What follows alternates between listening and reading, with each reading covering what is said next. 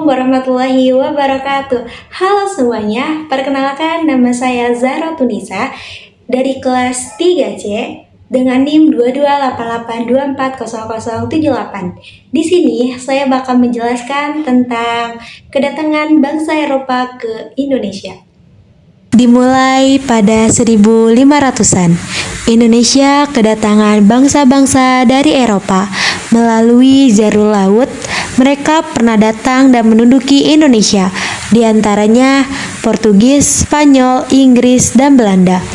Tapi jauh sebelum itu, ada banyak hal yang melatar belakangi kenapa bangsa-bangsa Eropa datang ke Indonesia. Yang pertama adalah perkembangan ilmu pengetahuan dan teknologi pada masa Renaissance. Ilmu pengetahuan dan teknologi berkembang pesat, salah satunya adalah teori heliosentris yang dikemukakan oleh Copernicus. Teori ini menyatakan bahwa bumi dan planet-planet mengelilingi matahari dan bumi itu tidak datar melainkan bulat. Yang kedua, adanya revolusi industri, di mana penemuan mesin uap untuk kapal memudahkan bangsa Eropa melakukan perjalanan.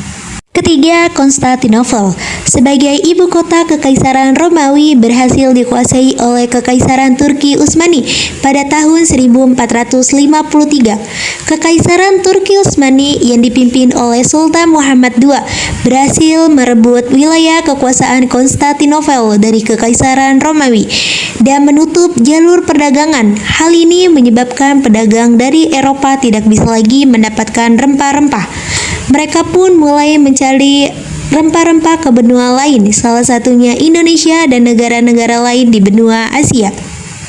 Keempat, adanya motivasi 3G, Gold, Glory, dan Gospel, yaitu Gold artinya kekayaan, Glory yang artinya kejayaan, dan Gospel yang artinya memperluas ajaran Nasrani. Negara Portugis dan Spanyol terlebih dahulu. Dibandingkan dengan bangsa Eropa lainnya, Portugis dan Spanyol adalah bangsa yang paling maju. Mereka memiliki armada yang kuat, teknologi, navigasi, dan perlengkapan kapal yang paling canggih pada masanya.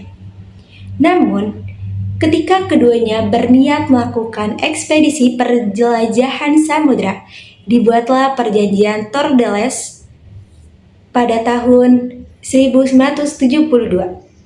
Atas usul pendeta Alexander. Nah, hal ini tujuannya agar tidak terjadinya bentrokan di antara dua bangsa besar ini. Isi perjanjian Tordesillas adalah pembagian arah perlayaran, di mana Portugis memiliki hak untuk berdagang dan berlayar ke arah timur, dan Spanyol memiliki hak untuk berdagang dan berlayar ke arah barat.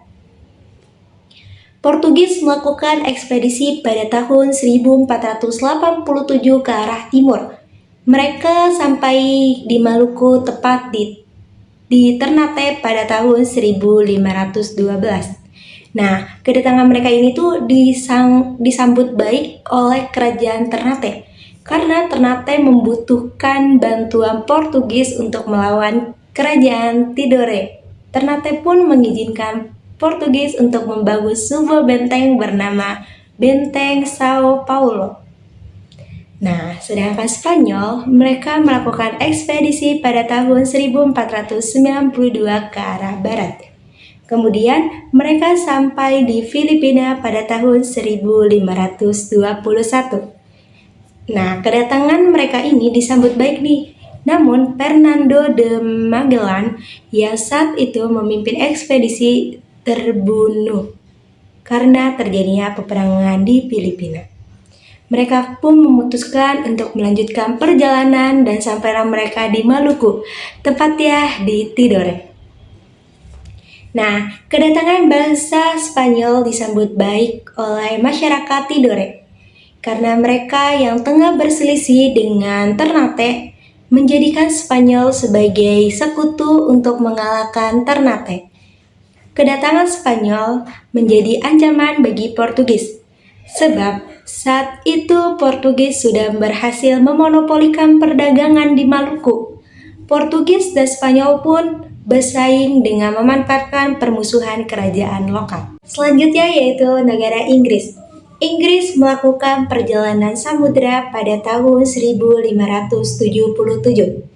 Inggris mengikuti rute perjalanan Spanyol ke arah barat dan tiba di Ternate pada tahun 1579.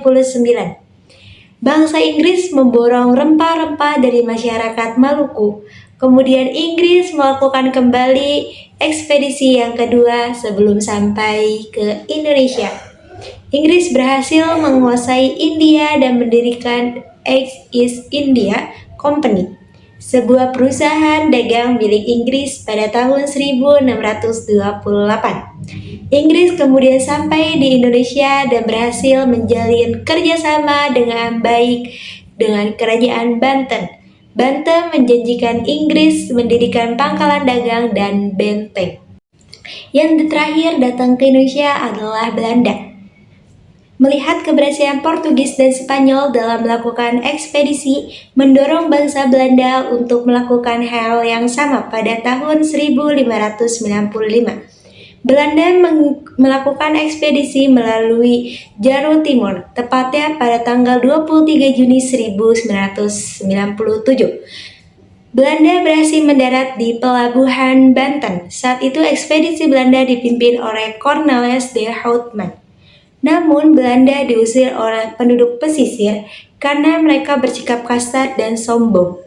Selanjutnya pada tahun 1598, bangsa Belanda kembali mendatangi Banten. Kali ini kedatangannya diterima oleh masyarakat. Belanda pun berhasil menguasai perdagangan mereka dan mendirikan perusahaan dagang di Indonesia yang berikan nama VOC. Tahun 1602. Kemudian pada 1605, VOC menyerang Banten. Portugis di Maluku, Portugis pun terpaksa mundur ke Timur Leste. Kemenangan Belanda atas Portugis inilah yang menjadi jalan masuknya penjajahan kolonialisme di Indonesia selama 3,5 abad. Oke, baik, sekian video sejarah kali ini. Semoga ilmu yang saya sampaikan bermanfaat untuk kalian semua. Terima kasih.